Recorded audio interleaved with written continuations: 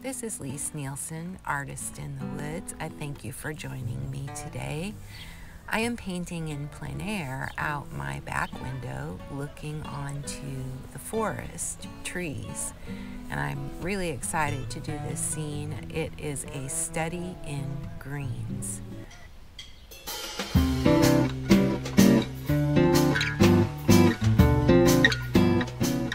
I have a little sketch that I will be using. It's just done in charcoal, just a simple composition of some of these trees back here. I am going to start with my darks, which I've already put in some of them. So these are the shadow areas that I have. I think I will do one more warm one. Trunks of the trees are a little warmer.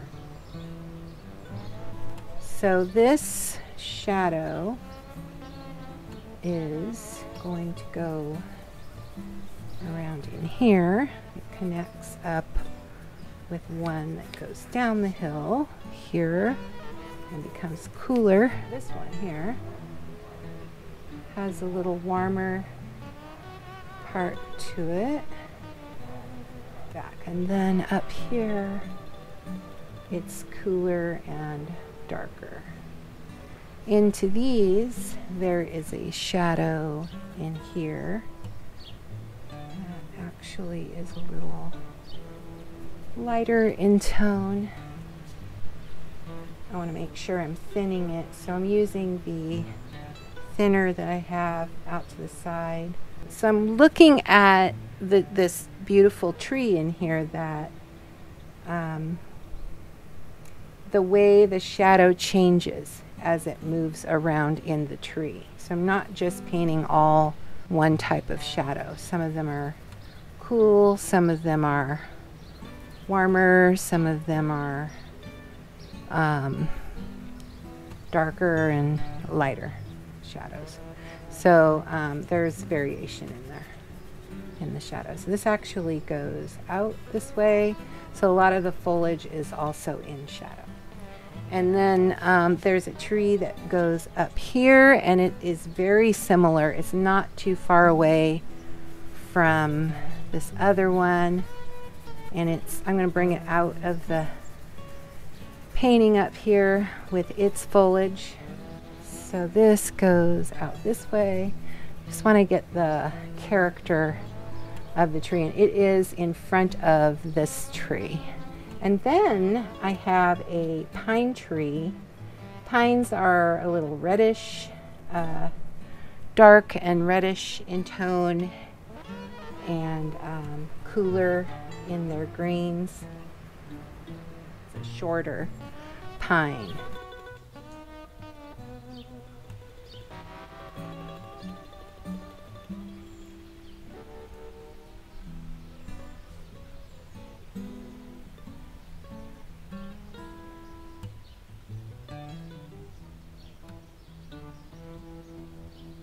Now, I would like to attempt some of these muted things that go on in the distance. I want some muted greens. I'm just going to use this green. And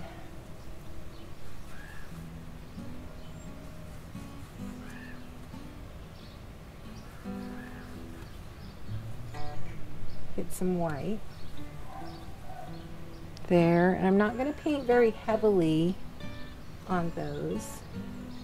I want to make sure that what I put in back there reads as the background. So I'm using background colors, and I want to make sure, so I'm using a lot of white there because I want to make sure parts of it are warmer than other parts of it. So let's try that and see. Dipping my brush into the medium, and some of this is going on back here.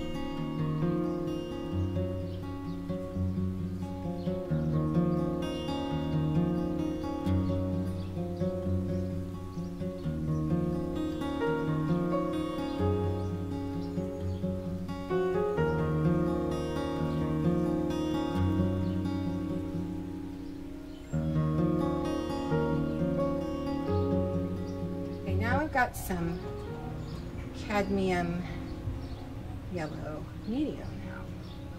Oh, I can't seem to get this light enough. I started off with too much paint. Okay, let's try that. That looks just about right. So that's the way that's gonna look against that. That's my light. And then I do have a medium in there because I kept mixing. So remember that you put a little bit, you're gonna put a little bit of that cad red, and that becomes your medium color. And that's the way that looks in there. There, that's gonna be better. It's almost a cross between the medium and the dark, but it forms these because the light is on top of the tree. So there's gonna be a lot of this dark in here. This is in here.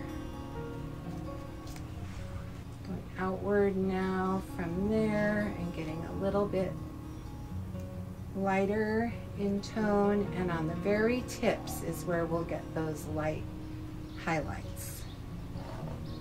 So now that I've kind of got the gamut of that mixed up. So this is two trees, but they've kind of blended into one in here, and I'll get the branches put back in, and then we can figure out which tree is which in here. Now I want to go in with some of that lighter, some of those lighter kinds of areas.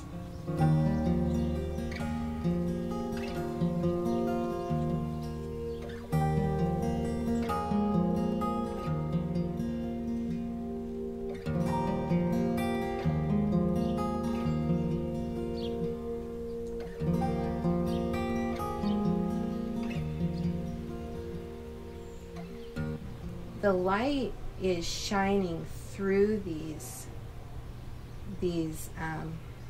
foliage up here.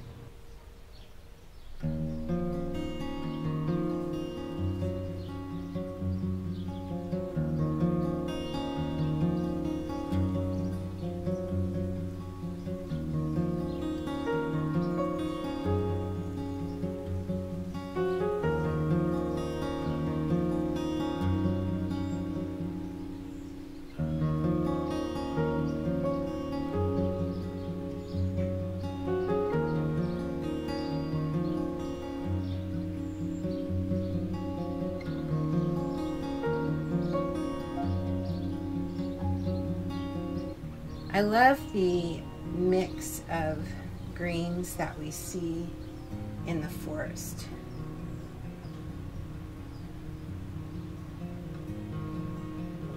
I'm putting some, I've got some cerulean and I've got some of this cad red mixed in, and I'm going back to this pine tree here. And when you paint these branches and this foliage, you want to give it, you want to paint it in the way that it grows. So thinking about, you know, how these branches poke up there and grow upward towards the sun. I am going to go in now with the ground plane. It's very light, the sun is shining directly on it, it looks like. And that is a lot of titanium white. It's going to have yellow in it, and I'm going to go with my medium, my cad yellow medium, and a little bit, not much, of the cad red light. There is a lot of green out there. When I squint my eyes at it, I do see a lot of light green.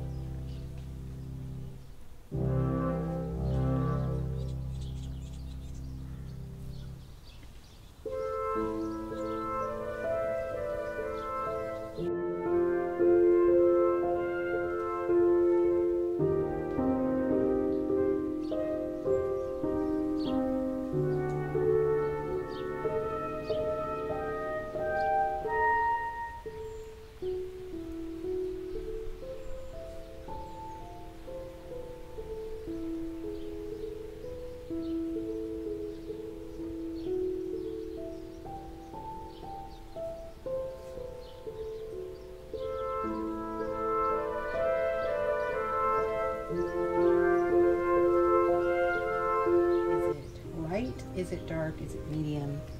Is it cool? Is it warm in tone? Dealing with the value, I'm dealing with the temperature. And temperature is going to affect what colors I choose. The darkness or lightness of the color is definitely going to,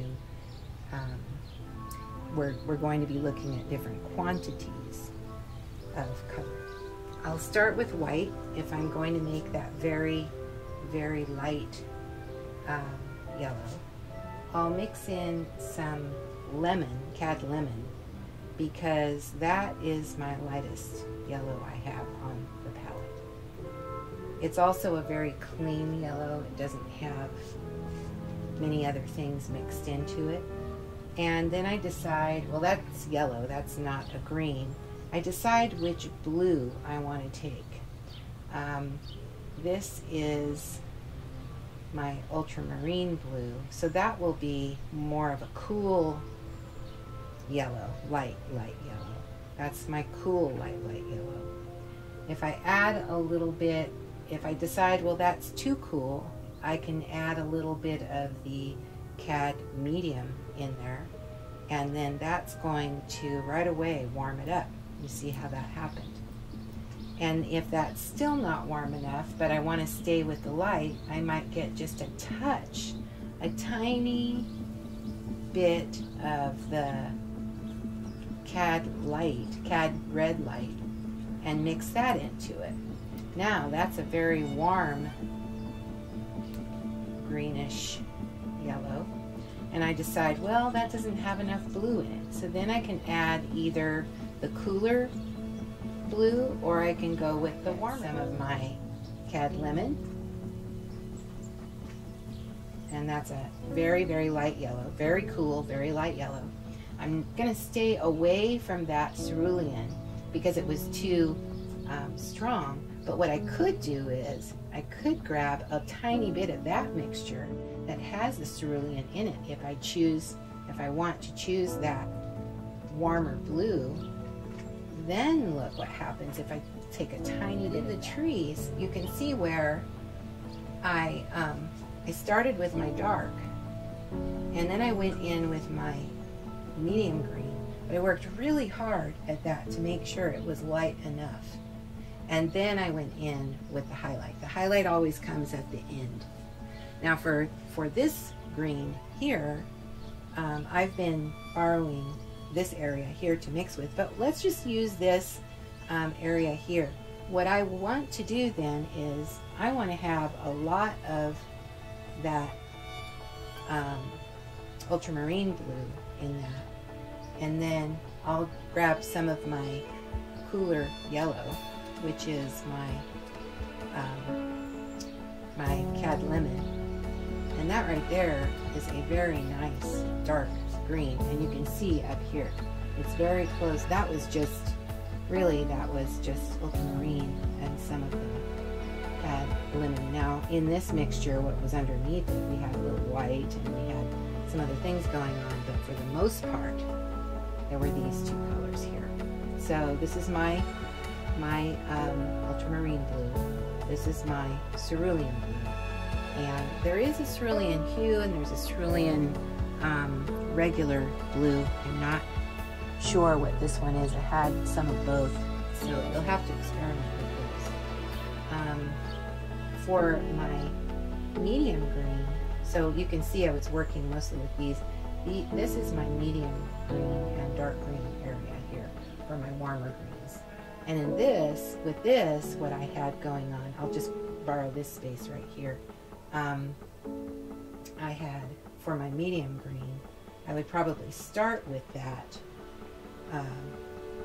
cad yellow medium, put in some white, but not a lot of white, and then grab some of that.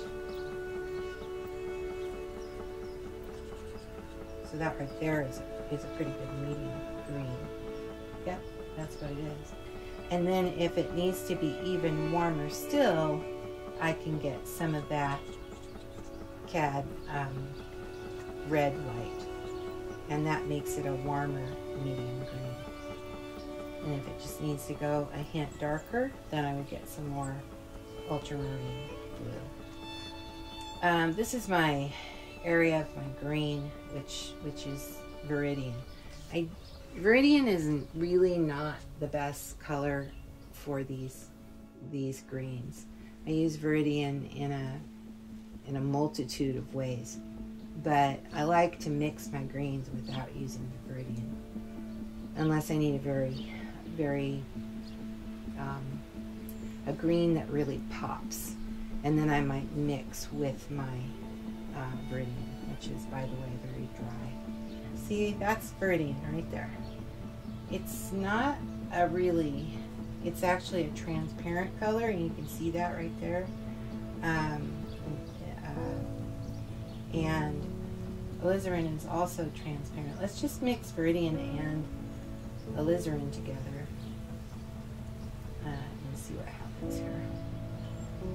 So that makes a really beautiful dark. You can see that. That's that green and purple mixed together, and that makes a really beautiful dark. But that is definitely not a green. But that's what you get if you mix these two. Then let's take Viridian and let's just go, like we're gonna mix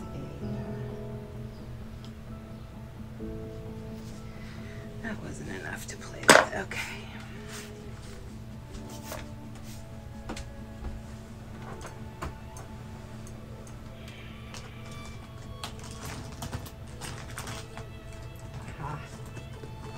Here we go.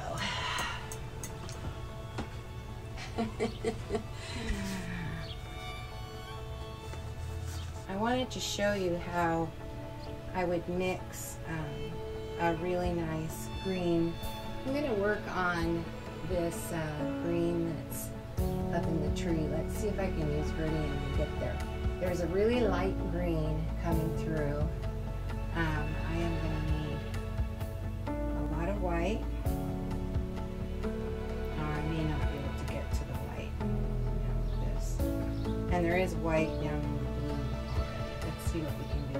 And then I've got a lot of this cad lemon. But you can see what happens with this. And this is what I mean by punch. This is what Viridian does. And I'll hold this up.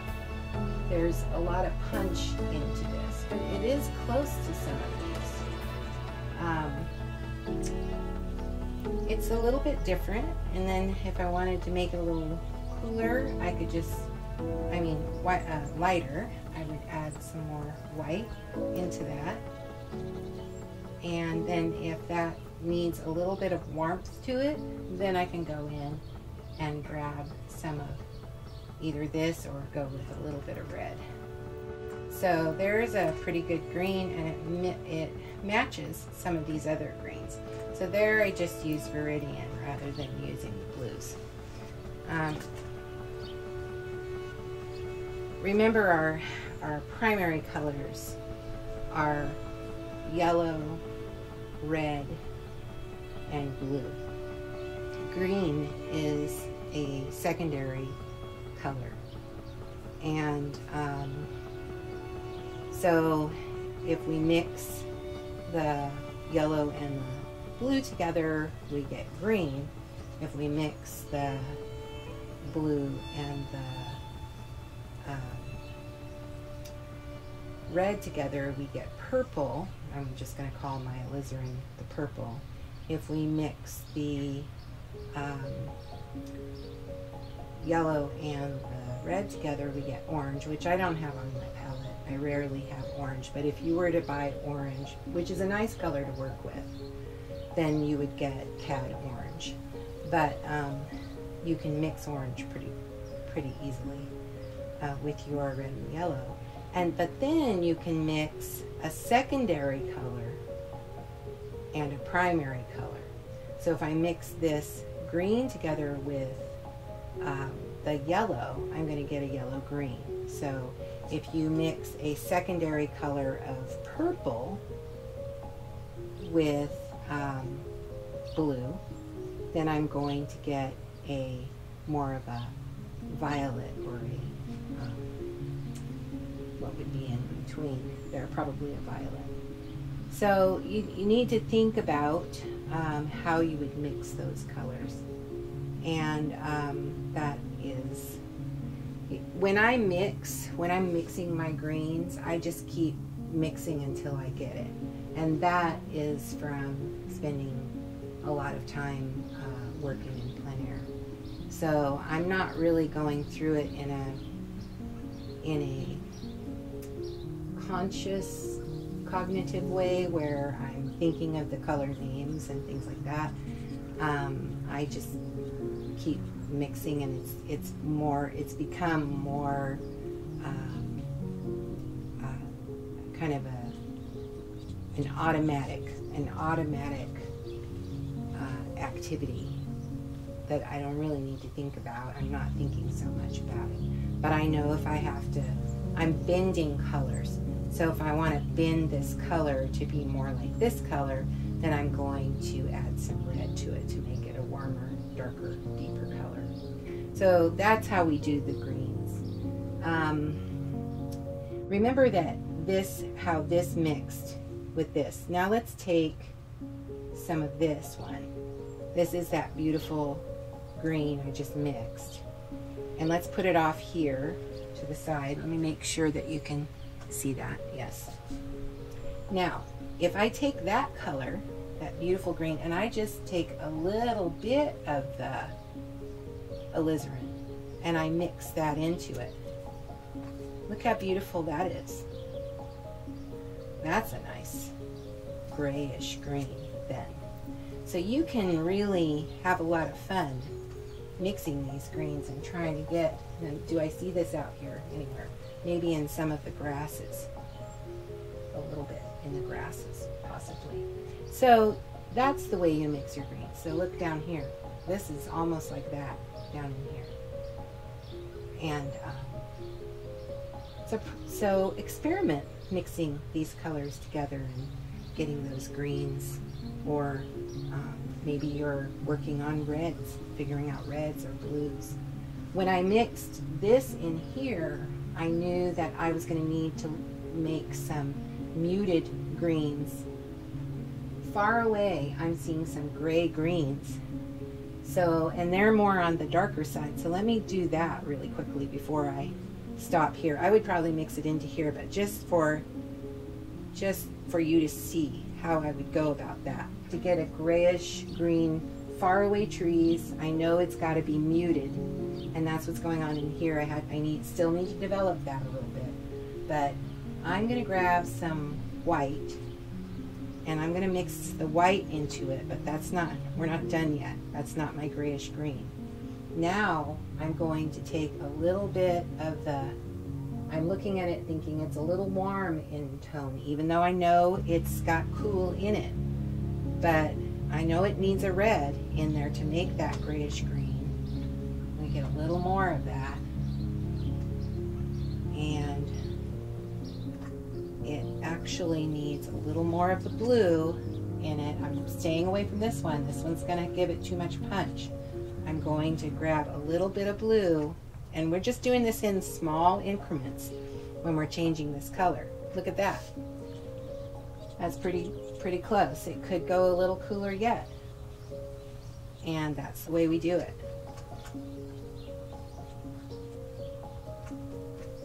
That was kind of fun to show you that. Now I get to work with all these beautiful greens and get back to my scene. I'm going to work some on my ground. I want to get a little more, before I do my details, I want to do a little more with the ground plane. I want to develop that ground plane a little more, and it is light and it is warm and has some red in it. So I wanted to put some reddish tone so that I can put things on top of that. It's going to have red under the grass a little bit, and that's where I'm going with this. Okay. There, I also noticed this right in here.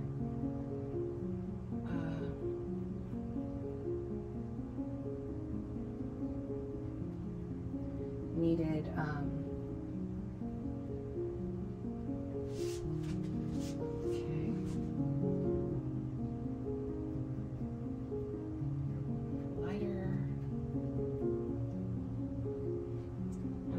take away some of the nice stuff I've done.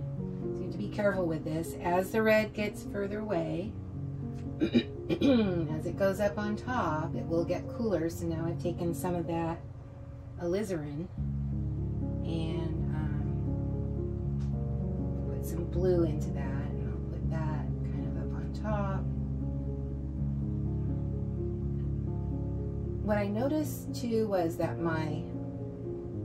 I'm a little different than the slope out there. The slope is different than what I've got. All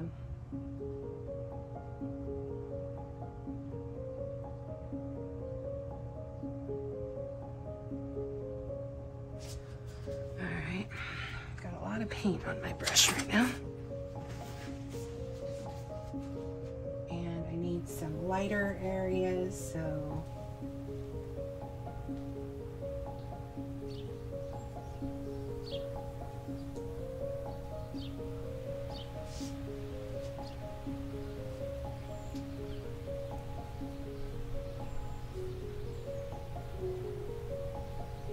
some grasses down in here.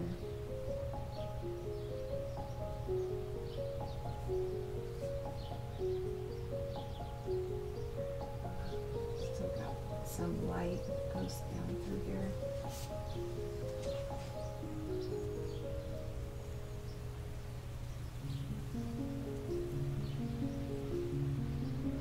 It's warm in tone. Reddish tone goes in there.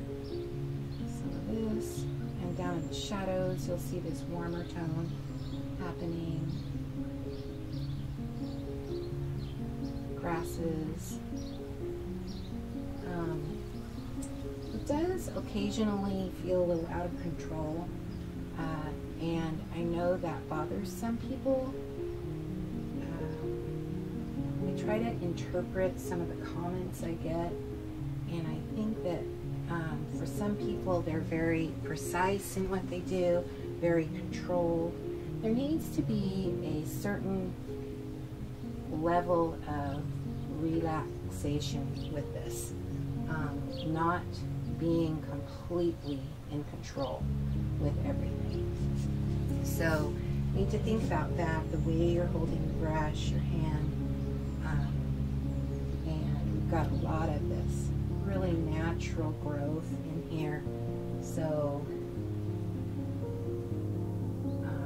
I want to make sure that I'm setting the stage in the right way for this.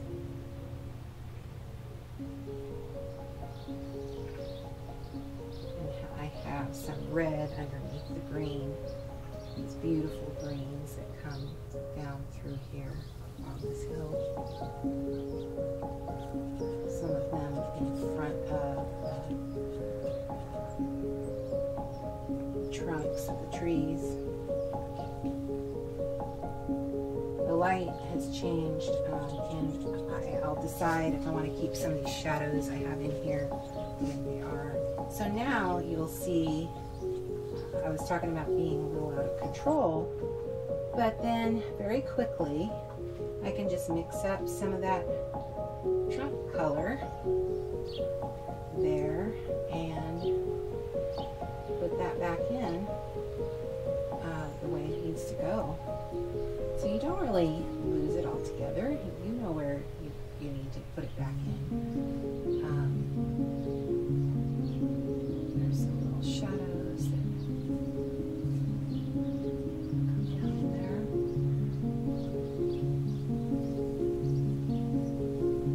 There we go. Alright.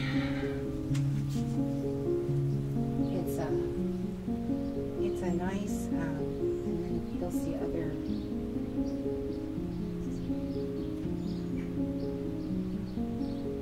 you'll see some shadows coming in under some of the plants in between.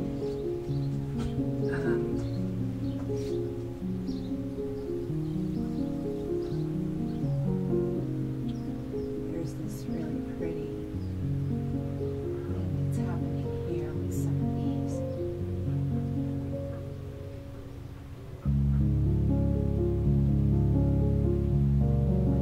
Little bits of light hitting those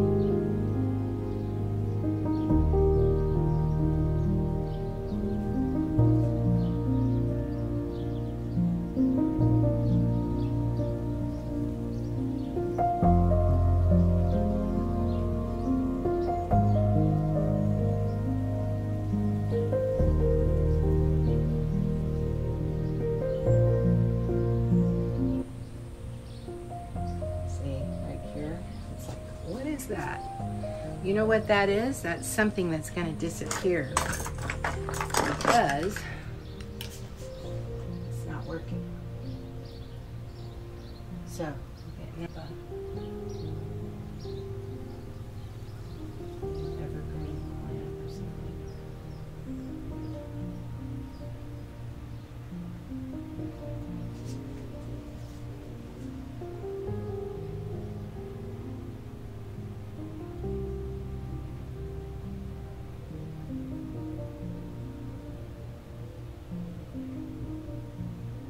Just kind of reach out this way.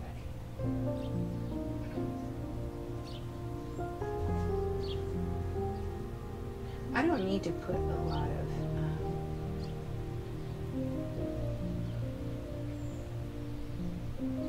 I don't need to put a lot of detail into this tree here, but it's just a supporting character.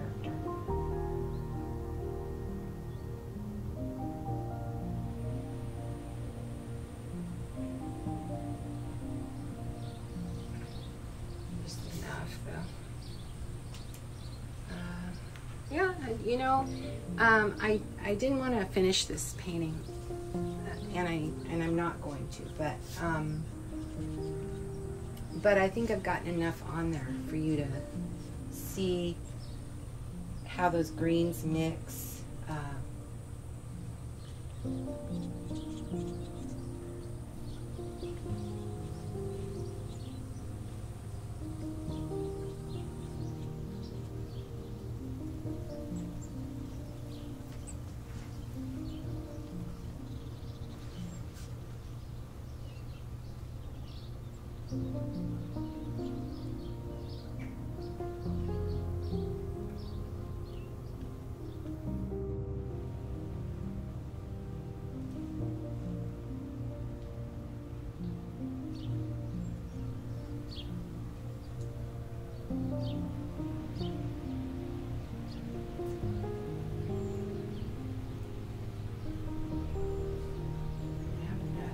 Here.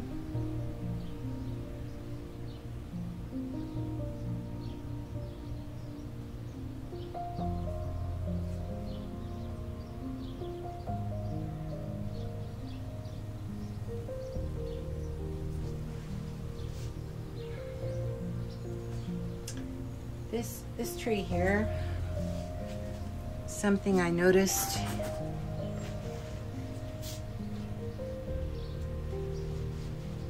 here is that I need to show it coming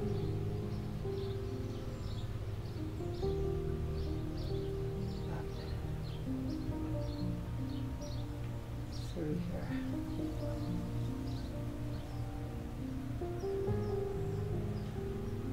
Probably enough.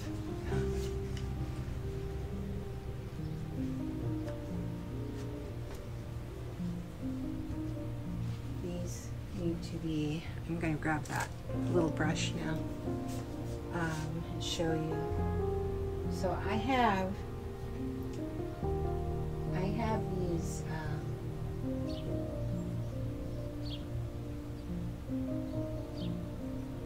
little twig areas in here,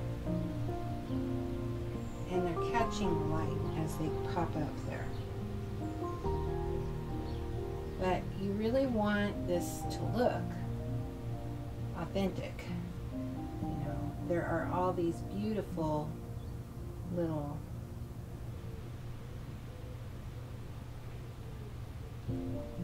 fern type plants that grow in here.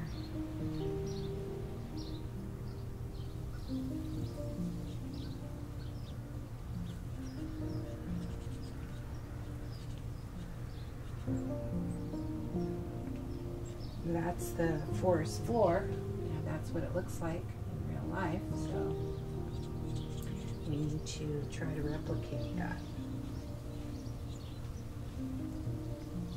Up here, we're going to be using some lighter tones.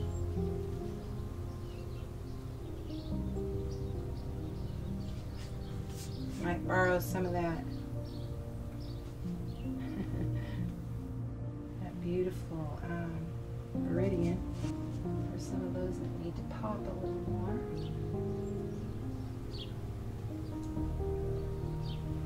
Okay, and then so that's starting to look good down in there. And then we have up on top this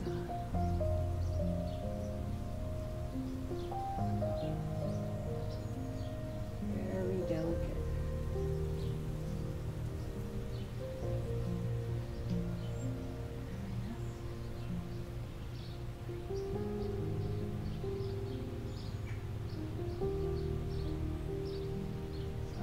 Just little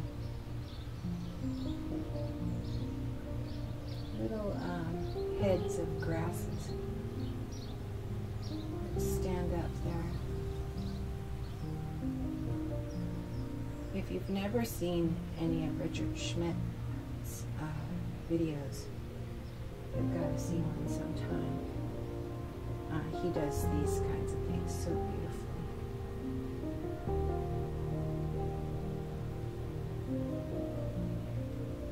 He does these beautiful, beautiful farm area scenes in Vermont. That's where he is.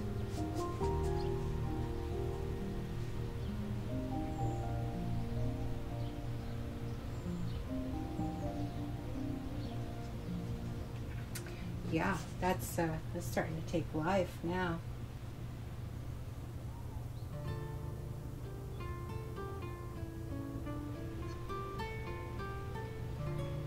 When you put something down like this bush in here, you need to bring in front of it what grows there.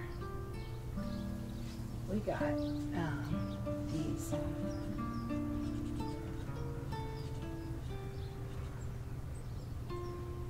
little new trees that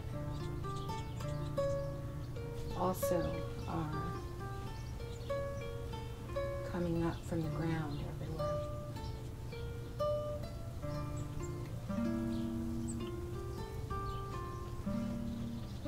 And those will come in front of things as well.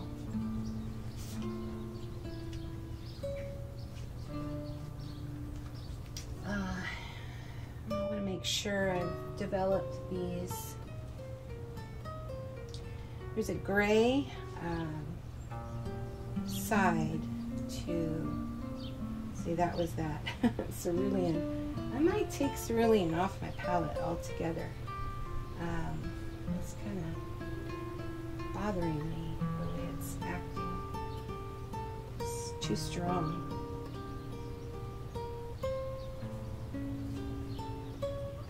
Okay, that's definitely a gray, but I need a warm gray and I need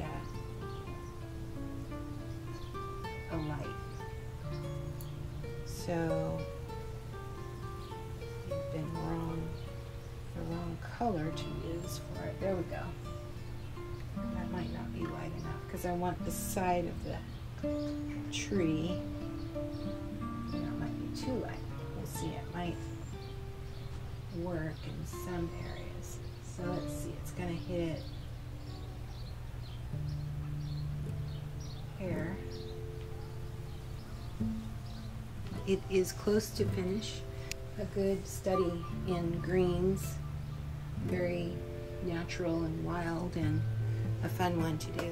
You don't have to go far sometimes to find a plein air scene, and I hope you do try some of this. This is Lis Nielsen, Artist in the Woods. I am hoping you subscribe to my channel. I'm trying to grow my channel, and every subscriber helps me do that and helps me keep doing what I want to do here. So hopefully that works out. I have some plein air time coming up on the coast and looking forward to that. Thanks for watching this video to the end. Be sure and hit that like button if you like what you see here, and send me a comment.